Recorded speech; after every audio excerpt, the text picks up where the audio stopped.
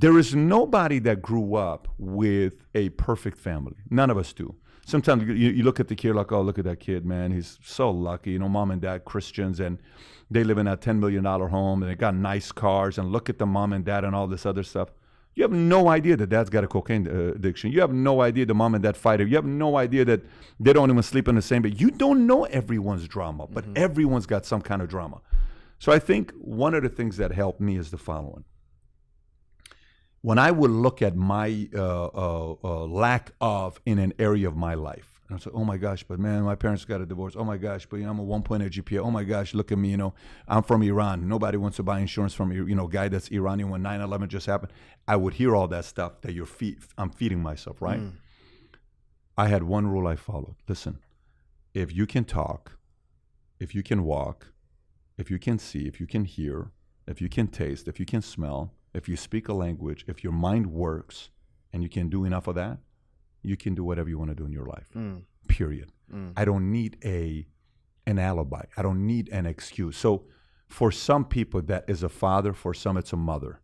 For some, it's abuse. For some, it's parents that were there, but hardcore abuse, which is sometimes worse than not having a father. Because if there's hardcore abuse, that abuse can go to a lot of different levels, right?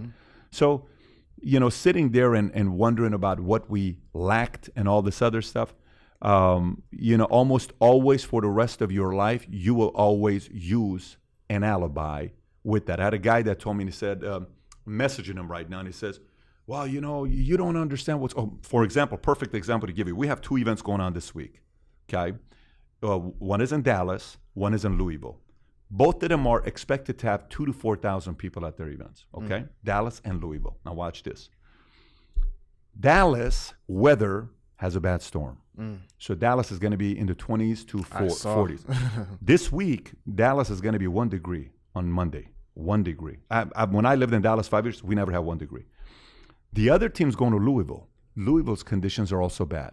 So I just did a Zoom today, and guess what I said? I said, guys, this is the week to see who's going to make the least amount of excuses. Both of you are going to bad weather conditions. Both of you. But just like in sports, when they say that other team knows how to play in the cold weather, they're going to win. We're about to find out which one of you guys can win in cold weather and still make it happen, right? Okay. Which means what? Well, but you don't understand. The weather is cold, but you don't understand airports, but you don't understand, but you don't understand. You can say, but you don't understand for the rest of your life with mom, dad, girlfriend, money, all this other stuff. But what you don't understand is you get to choose what you do and how you handle that moving forward. So I'm not a big fan of alibis. I always put the pressure back on the person to say, at the end of the day, if you can, smile, walk, talk, all that other stuff, you can go out there and do whatever you want to do with your life.